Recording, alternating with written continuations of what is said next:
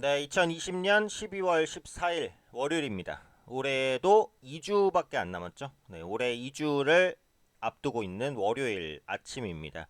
날씨가 굉장히 많이 추워졌어요. 그래서 개인 투자분들께서도 건강에 항상 좀 유의하시기 바랍니다. 건강해야지 주식도 하는 것이기 때문에 언제나 이제 건강 관리 유념하시고 그 다음에 이제 주식 공부도 좀 열심히 꾸준히 하시면 좋지 않을까 생각이 듭니다.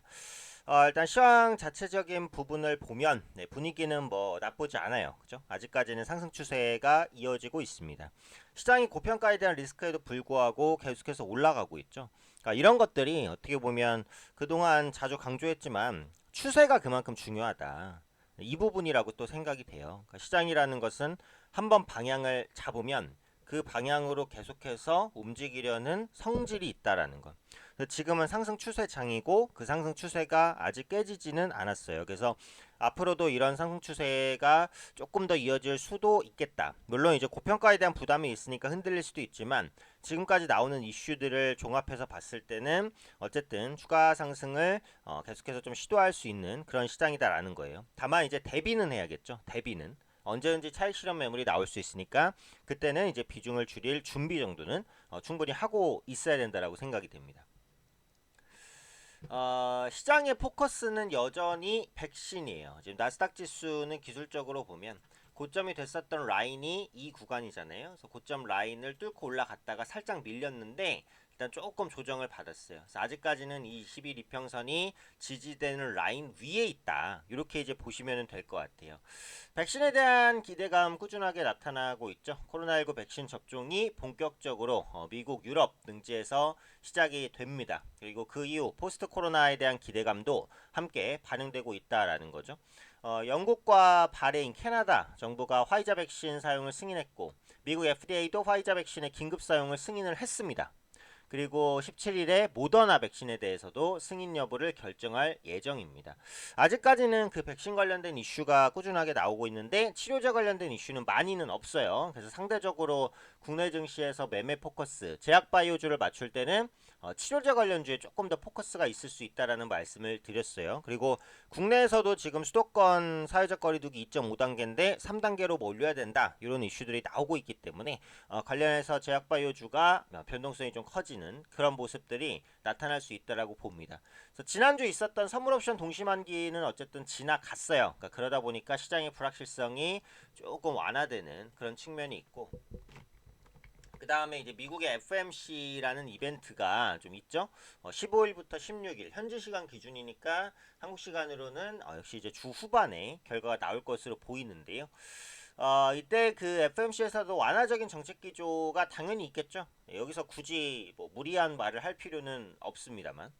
미국 재무부의 긴급대출 프로그램 종료 요청에 대한 입장, 그리고 장기금리 상승에 대한 가이던스, 포워드 가이던스 수정, 네, 이런 부분들이 나올 수 있기 때문에 뭔가 FOMC에서는 약간 이제 그 시장 친화적인 얘기가 나오겠지만 구체적으로 어떤 얘기가 나올지 네, 이런 부분들은 좀 더 보셔야 될 것 같아요. 그 다음에 하나 더 미국에서 체크할 거는 뭐예요? 부양책. 이젠 지겹다, 그죠?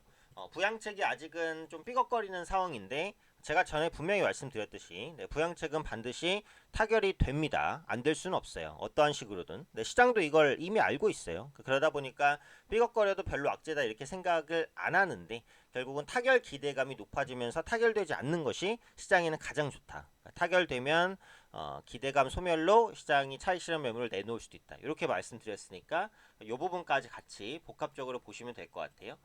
한 가지 체크할 게 이제 환율입니다. 환율. 네, 원달러 환율이 엄청난 하락을 보이다가 바닥을 살짝 잡았죠.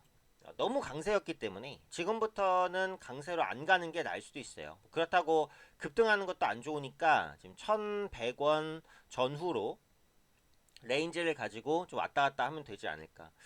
재테크 관련해서 이제 하시는 분들은 뭐 달러 예금이라든지 이런 것들은 뭐 적립식으로 해도 경쟁력은 있을 수 있다라고 생각을 해요. 그러니까 이런 부분들도 참고하시고요. 금값을 보면은 지금 하락 추세죠. 만약에 시장이 살짝 이제 위험 신호를 내려면 이 안전자산이라고 평가받는 금값이 만약에 뭐 추세적으로 반등하기 시작한다. 온스당 뭐 1900달러 선을 좀 위협한다. 뭐 이런 모습들이 나오면 시장이 좀 조정받을 수도 있겠구나. 이렇게 볼 수도 있어요. 그러니까 매크로 지표를 통해서 시장을 예측할 수 있는 방법들도 있다라는 거예요. 그래서 금 가격이 안정 추세를 계속해서 보이는지, 만약에 금 가격이 좀 가파르게 상승을 시작하면 안전자산 선호가 좀 확대될 수 있다, 이렇게 보는 거죠. 그러니까 금 가격이 상승한다고 해서 무조건 안전자산이 선호된다, 이건 아닙니다. 인플레이션 우려감 때문에라도 금 가격은 오를 수 있어요. 제가 예전 그 강의에서도 말씀드렸던 부분인데, 지금은 이제 금 가격이 상승하면 안전자산 선호가 커질 수 있다, 이렇게도 볼 수 있으니까 이런 부분들은 조금 주의해서 보실 필요는 있겠죠. 자, 코스피 지수는 대형주 위주의 랠리가 이어지고 있는 상황이고요. 코스닥 지수는 제약바이오주가 재반등을 시도를 했고요. 코스닥 지수는 933.14포인트 고가를 만약에 주초에 돌파한다, 그럼 이제 추세적인 상승이 좀 더 이어진다라고 봐야 되고, 주초에 돌파를 못한다, 그러면 주 후반에는 쉬어갈 수 있습니다. 이런 부분에 대한 움직임을 보셔야겠죠. 코스닥 시장에서 최근에 외국인이 매수를 조금 많이 해줬다가 약간 주춤한 부분이 있어요. 그래서 외국인의 포지션 변화를 한번 봐야 되겠고, 개인 투자자 자금의 흐름이 중요하니까 이제 예탁금 추이. 그 다음에 신용 물량인데, 지금 신용 물량이 엄청나게 많이 늘어났습니다. 그래서 그 단기간에 많이 올라간 종목 있죠. 단기간에 많이 올라간 종목 중에서 신용 비율이 높은 종목, 잔고가 높은 종목은 좀 주의를 하실 필요는 있어요. 그래서 신용 물량 비중이 높아졌다라는 것을 좀 경계 포인트로 삼고 좀 진행하실 필요가 있지 않을까, 이렇게 판단이 됩니다. 자, 이번 주도 성공 투자 하시고요. 저도 열심히 달려가도록 하겠습니다. 개별 매매 좀 어렵다라고 하시는 분들은 VIP반으로 오셔서 같이 정확한 매매 신호 받으면서 수익 보시면 좋겠습니다. 네, 이번 한 주도 화이팅 하시고요. 저도 열심히 달려가도록 하겠습니다.